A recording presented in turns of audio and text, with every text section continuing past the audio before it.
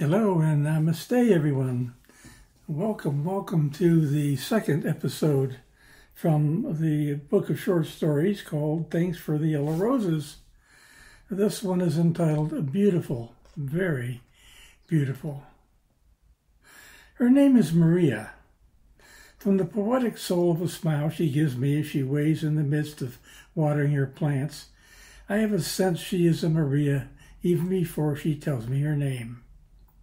Because I speak only enough Greek to be a dangerous American, I ask, using the only means I know how, if I may create her photograph.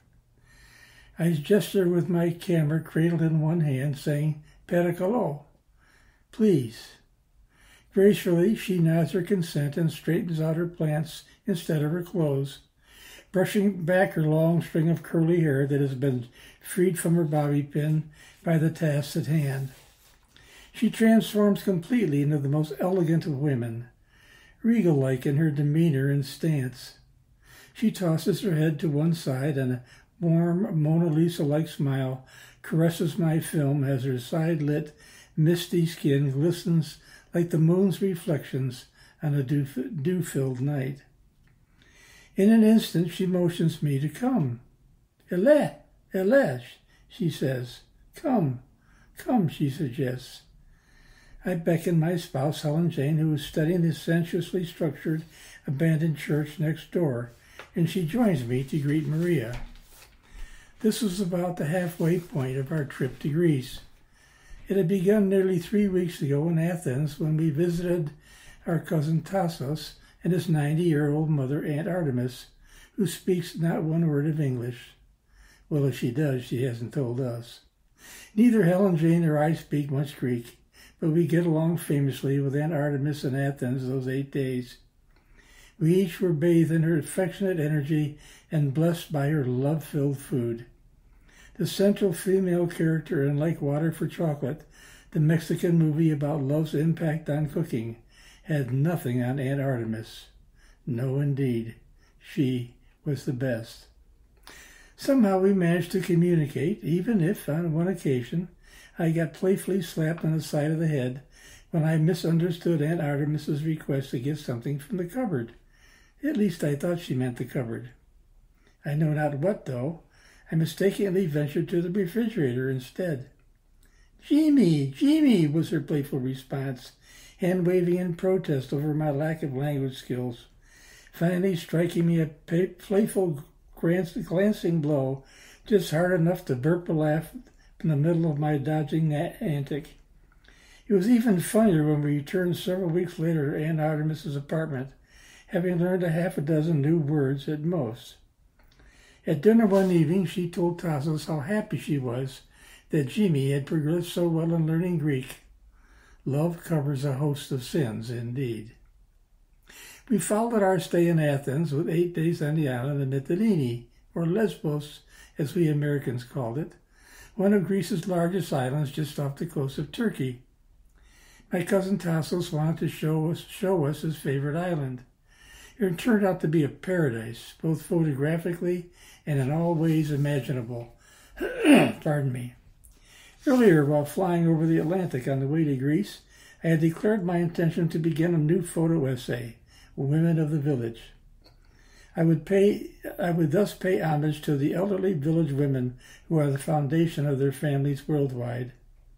And now, on the near-deserted streets of villages throughout the island, time and time again, I meet women in their 70s, 80s, even 90s.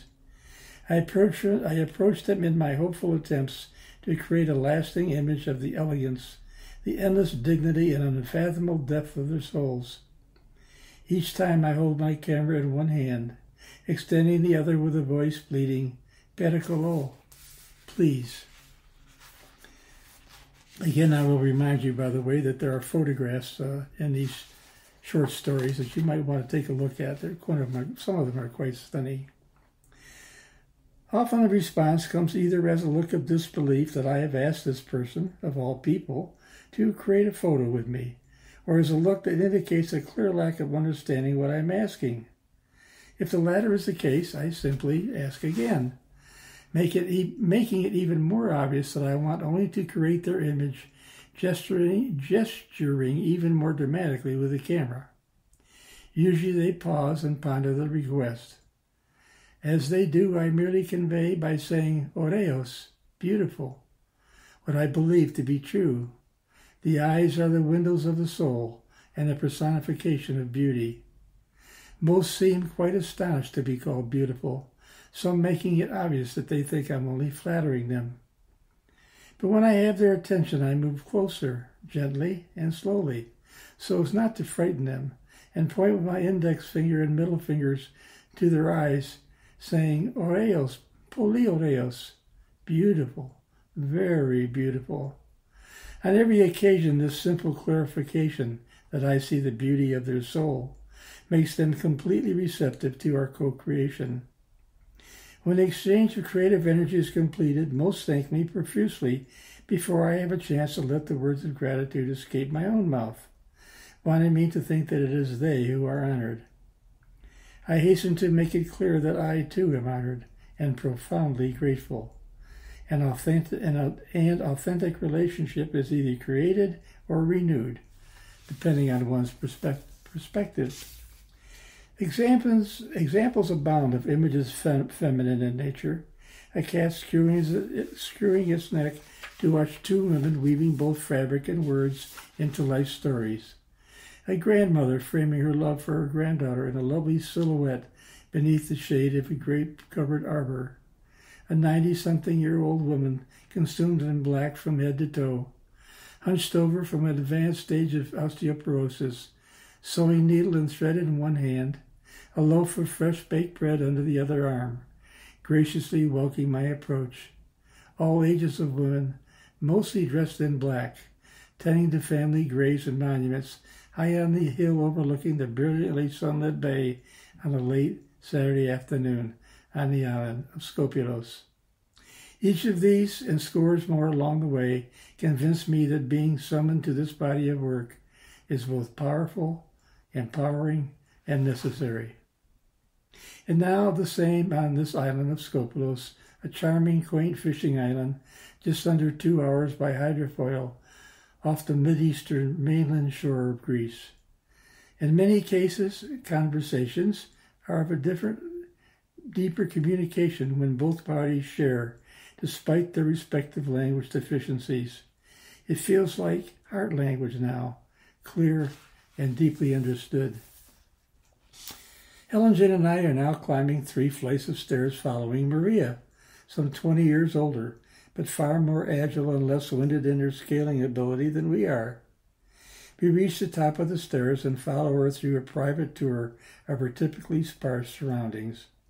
Sparse, yes, but her love is everywhere present in the colors which complement the brilliant whitewashed walls, the photos which greet us as if we were new members of her family, the placement of the simple furniture which bids a welcome. The 3 floors of tiny rooms are stacked one on top of another, connected by the poorly lighted, steep, narrow wooden staircase. This is the simple life. Maria gestures for us to sit down at the kitchen table, apparently asking if we'd like some water. Seeing that we don't understand, she reaches for a glass and points to the faucet, and we respond with a delighted, "Nah, yes, yes." We all laugh as there's some beginning to our communication and together enjoy a cool glass of water as Maria explains, in quotes that is, that it has been very hot, so she had opened a large beach umbrella on the balcony that extends from the 3rd-story entry to the kitchen in order to create some badly needed shade. A cool breeze suddenly wafts across our gathering, and a feeling of welcome permeates our hearts. By gestures and a sixth sense that somehow lets us know exactly what is being said, Maria invites us to lunch the next day at 1 o'clock, or at least that's what we think she's saying to us. She mentions her grandson, Demetrius, also my baptismal name, interestingly, and his American girlfriend. We assume that they'll be at lunch until Maria informs us that Christy is back in the States and won't be joining us.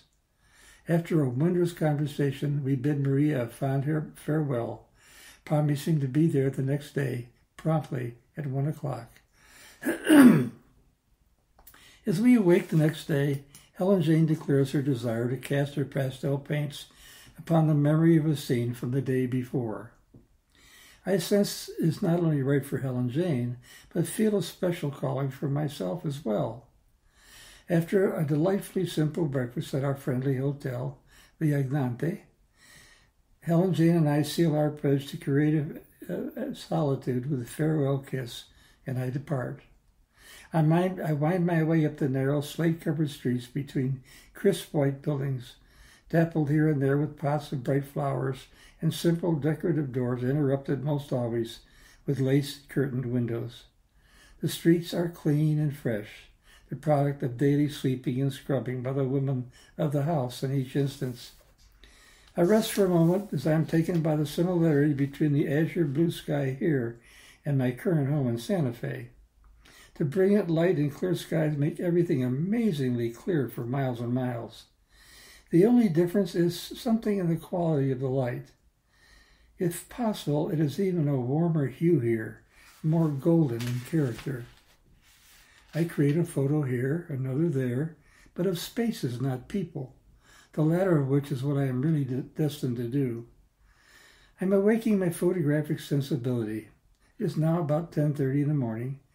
Just as I begin to think this will be a wasted morning, how many times this has happened in my life journey, I glance to the right up a long ascending walkway. It is lined mostly with whitewashed two-story homes, painted with lush, brightly colored hanging plants, the entries dotted here and there with familiar pots of geraniums. A fair distance beyond the intersection from which I observe this scene, I see two women, one who appears to be middle-aged and another much older, donned in a now familiar postmortem black. The younger of the two women is sweeping the area around her entry, that too a familiar sight. Simultaneously, she carries on a spirited conversation with the older woman. As I find out later, I mistakenly took the older woman to be the younger woman's mother. So much for quick judgments, I think. I edge closer, creating a few images of this relationship before neither of them notices me and become self-conscious. The younger woman finally notices my behavior and bids me a good morning. Kalimera, Kalimera. Kalimera, I return with a smile, and we are instant companions.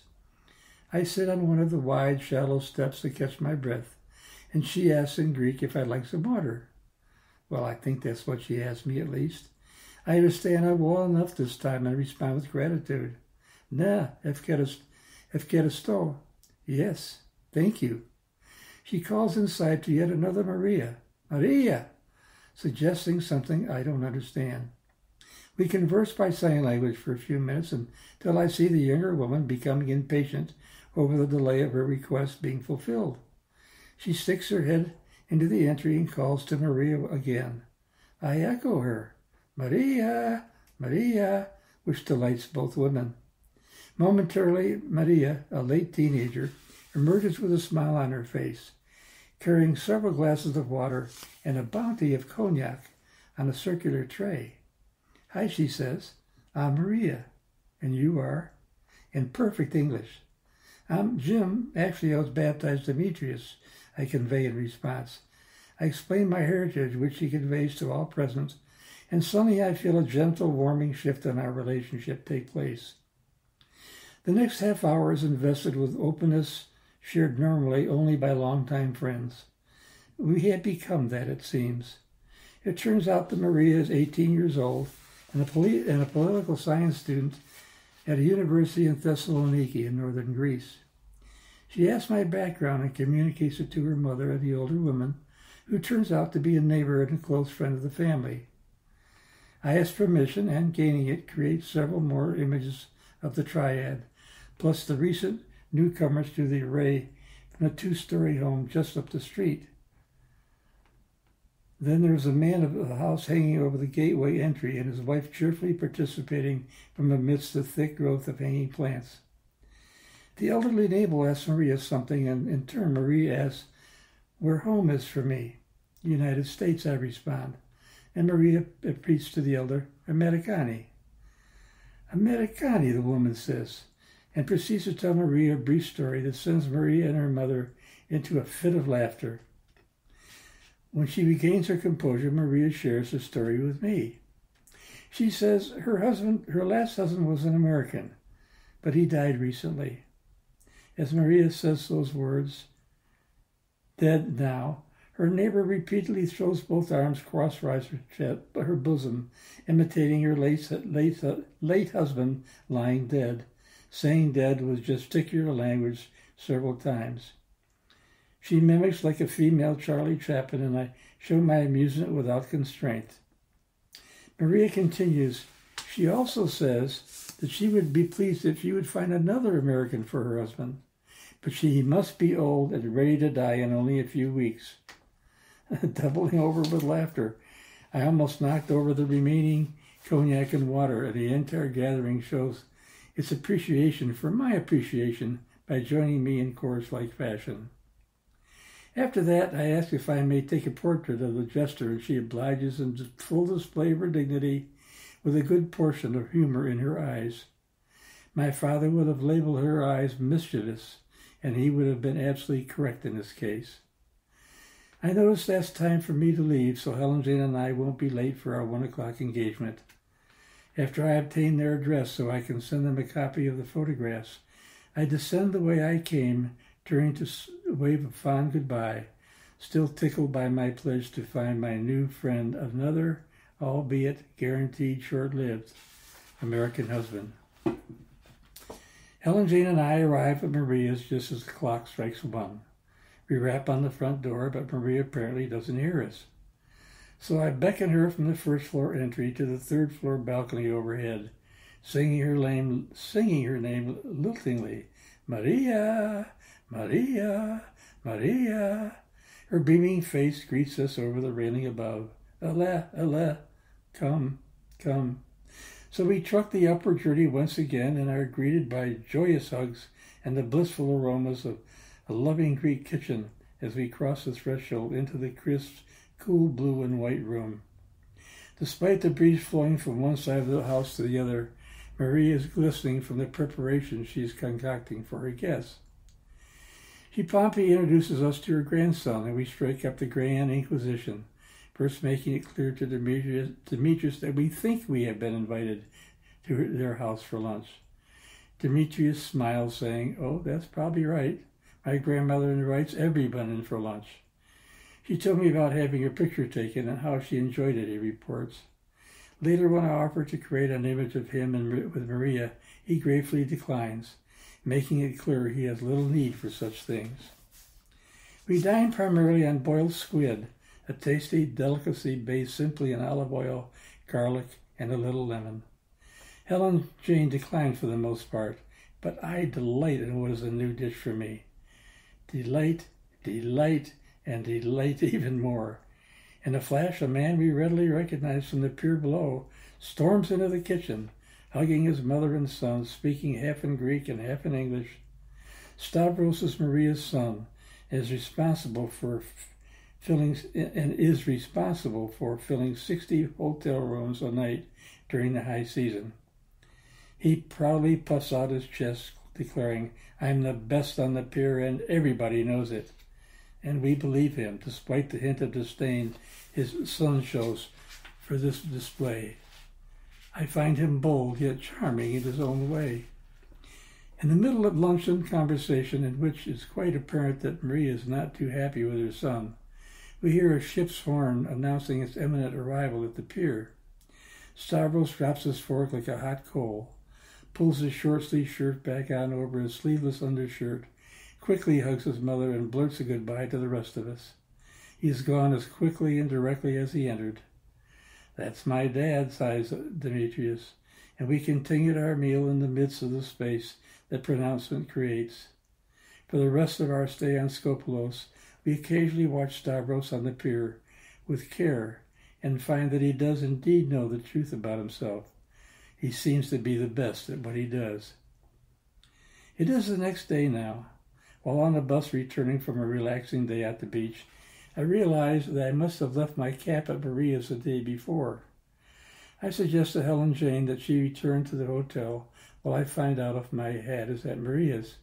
She agrees, I suspect, eager to continue the newfound pattern of taking a siesta, a nap. This is not Mexico after all. And we head our different ways for the time being. I walk along the harbor's edge, taking in sights and smells from the tavernas that line the walkway, admiring the simplicity of the Greek lifestyle and the sensuality of their food. After climbing what seemed like all the stairs on the island, first past a beautiful Orthodox church and then remnants of several other churches and houses, I rest near the top of my destination, letting the late afternoon golden sun permeate my every cell. I feel very fortunate to be in my father's country again, and my roots are refreshed by fond memories of him. After a few moments in this eternity, I turn to locate Maria's house and expectantly knock on the front door. Again, her beaming face welcomes me like an ocean bird floating over the edge of the railing, greeting the fishing vessels at the end of the day. And again, we negotiate understanding with gestures and laughs. In a moment, I am in her kitchen, asking if she has found my cap, but alas, she hasn't seen it. She invites me to join her for a cup of Greek coffee, café, and I gladly accept. By the way, Greek coffee is quite a bit stronger than ours. We chat about this and that, and as I finish my coffee, I ask Maria if she would read my cup, a famous custom in older Greek homes.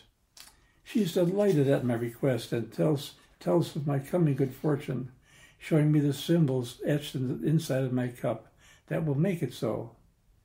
She then quietly astonishedly points to the large heart-shaped symbol on the opposite side and tells me I'm connected to a big heart, meaning God, and looks up to heaven, placing her hand reverently on her heart as though to acknowledge God's presence in our midst. There is more, and we exchange words of common understanding and affirmation. Warmth does indeed abound. Quickly and quite unexpectedly, the smile fades from Maria's face.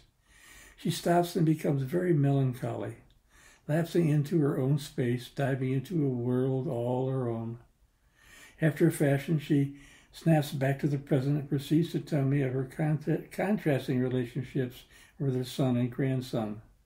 Saddened by the discontent over her feelings about her son, yet tearfully joyful at the thoughtfulness of her grandson. She weeps unabashedly, convulsing in the pain of thought. I hold her hand in compassionate understanding, and her sweaty trembling begins to subside. Time stands still in relationship. I know in that instant, as I have felt many times before, that heart language transcends all cultures and permeates them deeply. All one needs to do for others is to be fully present to them in relationship, a lesson for all ages. And I am grateful for this reminder of the treasure it is. Maria brings herself back to everyday life and makes sure I understand that she wants Helen, Jane, and me to return the next day at mid-morning for coffee. Hers is the best, she assures me, and I agree, both with her assessment of her brew-making ability and with her generous invitation to return with Helen Jane the next day. I kiss her hand as we separate from a parting hug, and tears glisten in her eyes once again. I joined Maria on her canvas of life. And the next morning I am filled with joy over having photographed several new creations, each time with similar results. An open invitation into the soul space of the created. And a new friend has etched rich memories on my heart. Helen Jane is photographing scenes for potential pastel paintings in the future when she returns home, and occasionally our energies embrace one another in our separate yet interdependent ways.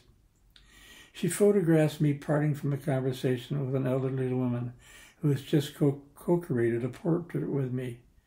As I kiss the woman's hand in gesture of thanks, I hear the click of Helen Jane's camera, and I know we are all connected in the only way that really matters. It's 10 o'clock and we approach Maria's front door. As has become custom by now, we are greeted with hugs and penetrating smiles.